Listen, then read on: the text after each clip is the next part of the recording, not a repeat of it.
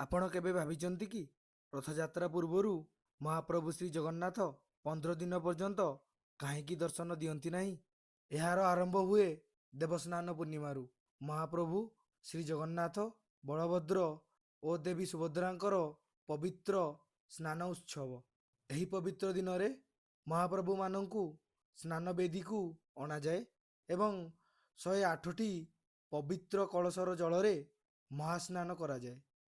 ମହାସ୍ନାନ ପରେ ମହାପ୍ରଭୁମାନେ ଭବ୍ୟ ହାତୀ ବେଶରେ ଦର୍ଶନ ଦିଅନ୍ତି। ଏହି ବେଶ ମହାଭକ୍ତ ଗଣପତିଙ୍କ ଅଟୁଟ ଭକ୍ତିର ସ୍ମୃତିରେ ଧାରଣ କରାଯାଏ। ବିଶ୍ୱାସ କରାଯାଏ ଯେ ଏହି ମହାସ୍ନାନ ପରେ ମହାପ୍ରଭୁମାନେ ଅସୁସ୍ଥ ହୋଇଯାଆନ୍ତି।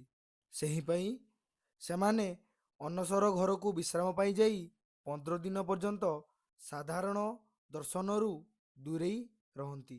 ଏହି ସମୟରେ ଭକ୍ତମାନେ ଅନସର ପଟିରେ ପ୍ରଭୁଙ୍କର ପ୍ରତିବିମ୍ବ ରୂପକୁ ପୂଜା କରି ତାଙ୍କର ପୁନର୍ଦର୍ଶନ ପାଇଁ ଅଧୀର ଅପେକ୍ଷା କରନ୍ତି।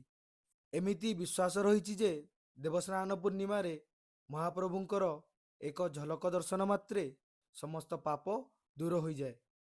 ଜୟ ଜଗନ୍ନାଥ।